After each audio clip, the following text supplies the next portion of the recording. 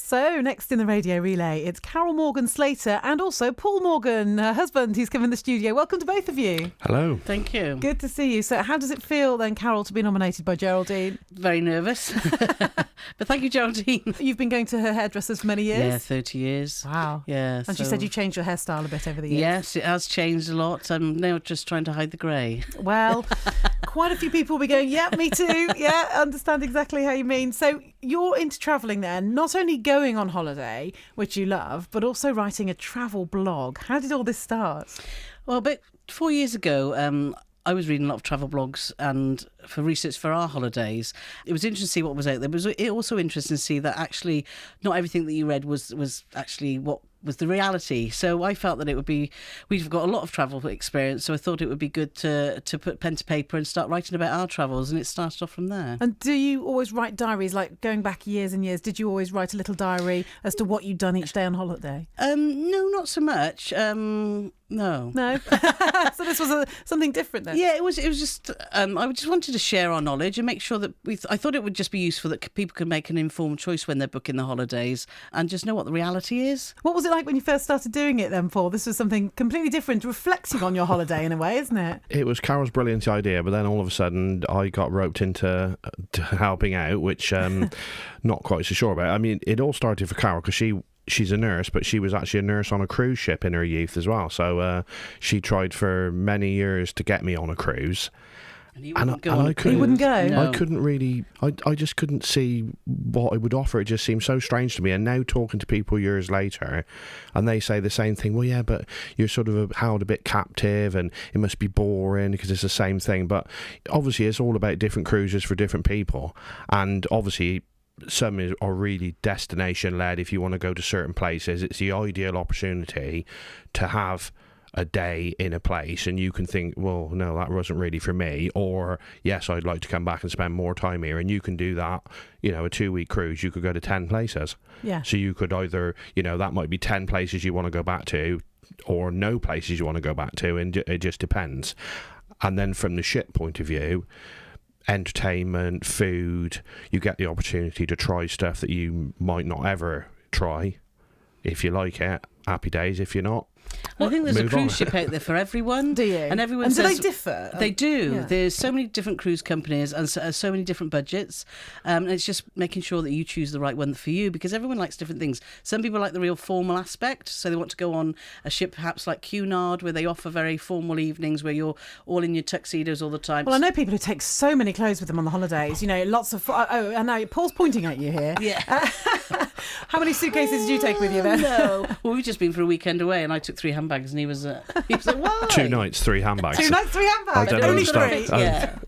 But I think it is about doing research, and that's the information that we want to give on our blog and also on our social media and our YouTube channel, is that when you are thinking about cruising, it's just not one product. It's so many products out there. It's making sure that you choose the right ship for you. And that's really important, because people say, well, I did a cruise, I didn't like it. I said, well, what did you do? I said, well, why did you pick that one? Because that's obviously not what for you. Do you think people choose them looking at the destinations they'll stop off at, rather than concentrating on what kind of ship it might be? As you say, it might be like a party cruise compared to somewhere where you have formal occasions. Yeah. Are they focusing on, it stops in Rome and Venice and I'll go there? Yeah, and I think it's all about budget too, because cruising isn't cheap. I think you can pick up bargains, can't you? But when you compare it to a land-based holiday, it is a little bit more expensive. But what you actually get for your money is phenomenal. I've never been on a cruise myself. I know plenty of other people who are completely sold on the idea they'll go all the time now. And there's lots of decisions to make before you go on your cruise. So a lot of decisions about when you get to, let's say, Rome, what kind of trip you're going to go on, how long's the trip, and the kind of entertainment on the ship as well that you're going to join in with. There's decisions to be made, aren't there? And you can tailor it to your own interests, I suppose. Exactly. And certain cruise companies like Imagine Cruising, they put add-ons to cruises. So if you're a person that's cruised a lot, they might put on a special event. Like we've been just a few weeks ago, we were taken to Rome and we've seen Catherine Jenkins in a castle, and that was a perfect way to end a cruise experience. It just takes it to another level. But there are so many companies out there. We've done quite a few now, and we've all enjoyed them for different reasons. So it's all about doing your research. Have you met a lot of people? You must have met so many people on your cruises. Have you kept in touch with people? More so in the last couple of years, we've met lots of other bloggers, which has been nice as well. And even though it's quite competitive, everybody we've met have just been really, really nice and very helpful. Because I mean, there's people out there who've got, you know, millions of views on YouTube and stuff like that, and you think, oh, you know, they're going to be a bit aloof and want to keep the secrets to themselves. But everybody's just been so helpful. It's been it's a lovely community. really nice. Really is. And from a passenger point of view, generally the passengers, you're always going to find somebody who's going to moan about something, but generally everybody's there to have a good time. Going back to dining earlier, you've got a main dining room on every cruise ship, and we've spoken to people who've never ever been to the main dining room. They might have been on 20 cruises, and they'll only go to the buffet restaurant because they don't like the formality. And we think, like, why wouldn't you want to do that? The service of food But is then they phenomenal. think, well, why do you want to dress up? Yeah, well, that's right. Yeah, exactly. Yeah, And that's why so there's cruises out there for everyone. for everybody, And yeah. everyone's different, aren't they? We sit and talk about our experiences. So we show where we've been. We do cruise ship tours. We do cabin tours. We do hotel reviews, hotel tours, so that people can actually look at the hotel and say actually what it says. Because sometimes you get a glossy brochure, don't you, which says this one thing, but the reality is that. So that's what we're trying to show, that actually we stayed here, and this is what, in our experience, what it was like. And have you had reaction from the cruise companies or the hotels once you've put it online? Yeah, we've had some nice comments, but the most thing I think is that's rewarding for us is that we get a lot of emails and a lot of comments to say thanks ever so much for putting the video out there.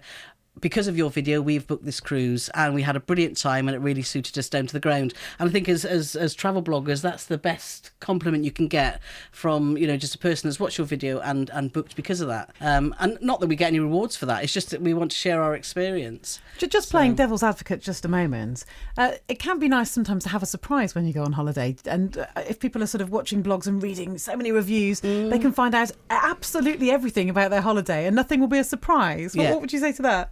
True, and Paul said that, didn't you? Because I say, well, look, this is where we're going. He said, well, I don't want to know. I want to have a surprise when I walk through the door. So everyone's very different, aren't they? But I think even on a cruise, there's so many different levels of cabins. And, you know, obviously, if you want an inside cabin, no window, no nothing, you know, it's not a broom cupboard, but it's still a nice size, but it's very basic. The difference in cost from that to a suite is a massive amount of money. And not that we've ever stayed in a suite. Well, we did. We did on the Saga ship. For 2 nights in a suite, which was amazing. Wow. But they can look at that and think, is it worth? Because say you could pay, say, £600 a person for an inside cabin. For a balcony, it's like £1,000 a person. So it's, you know, you're getting up near double the money. Vary, and then you can look at, you know, and that's just an example. And so you think to yourself, well, is it worth that extra money? But again, it's on destination. Because if you're going somewhere where there isn't a lot to see until you get to port, it's almost pointless having a balcony because you ain't going to sit in the middle of the Atlantic, you know, when it's freezing cold. Just hoping a boat goes past. That's right. But saying that, we pick our cabins mostly on who we're travelling with. We travel with family a lot, which is lovely, and we've travelled with friends. And when we're travelling with friends and family, you don't spend a lot of time in your cabin. But for instance, our cruise that we've got in 6 weeks' time, where there's just Paul and I going, which we always try to go away on our own for once a year, which is lovely.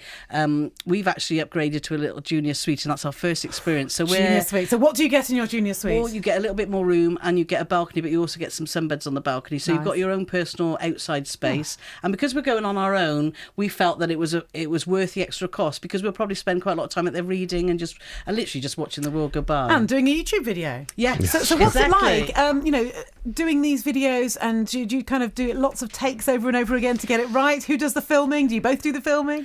I tend to do the walk around tours, don't think Paul sort of shows us around. When we're at home and talking about videos, we sit there with obviously our tripod and talk about things and put a lot of B-roll sort of information and videos getting technical in now. there. B-roll, that means you can see say, some of the photos and things like exactly. that. Exactly. So if you're giving an example of a ship, we'll show you the picture of the ship and actually the facilities that we're talking about. But it took us a long time to sit in front of the camera because it's it's just a scary thing to do, isn't it? And actually, since we've done that, that's when our YouTube channel's started taking off. Taking off. Yeah. I think people are fascinated with Paul's Gloucestershire accent. Oh, are they? The other bloggers that have come out to us said, "Oh, your accent's just amazing, isn't it?" It's like we really like that. Yeah, and said, "So you shouldn't talk so much, Carole, and Paul should talk more." Oh, I see. Which I've been saying for well over 20 years. But I mean, So how can people find your blog Well, then? Paul and Carole Love to Travel. So if you search that online, then you'll come up with all our social media. Yeah. And where's the next cruise to? Where are you off to? We fly to Naples and we join the Morella Discovery, and we're cruising actually through the Suez Canal right down to Dubai, and our first experience of Dubai. So we're really excited about that. That's very exciting. Now, you do spend some time a little bit in the county, don't you? We do. Just a little bit. Because as part of County Connections, we always like to find out how you spend your time here in the county, where you like to go. So if you could go for a lovely walk, what kind of places do you like to go for a walk? We head to the Forest of Dean a lot, don't we, to visit family, and we go Paul's from Blakeney, so Blakeney Straits and Mallards Pike and all around there. We do some walking there, and sometimes we just pop up to Crickley Hill because the views are just lovely, and just go for a walk over there. They're great, aren't they? And I know you've got a story, haven't you, about Blakeney? Oh, yeah. Once we just went for a walk up Blakeney Hill. I think it was one Sunday afternoon, wasn't it? Just it was Christmas time, it was. That's right, yeah. And we just were right at the top of Blakeney Hill, as well as seeing a stag coming out of the forest and all the peacocks. The lady that was in the bungalow that we stood by invited us for a cup of tea, and we ended up on a patio chatting about people that you knew growing up, wasn't it? Yeah, so it was really fascinating. Yeah, so you never know who you're going to meet. You don't, that's right. Yeah, great choices of places to go for a walk as well. What about a day out then in the county? Where do you like to go? We like to jump on the bus, don't we? And there's a Japanese restaurant in Cheltenham called Wakame, which is down the high street, and we'll often just jump on the bus, go for some food there, head off to Copa for happy hour, and then jump on the bus and come home. Great, and that's when you are at home and when you're not travelling around the world. Exactly. Yeah. Next cruise is coming up soon then? Yeah, 6 weeks. 6 So weeks' that's very time. exciting. Have a great time on your next cruise. Thank you very much. Thank you very much.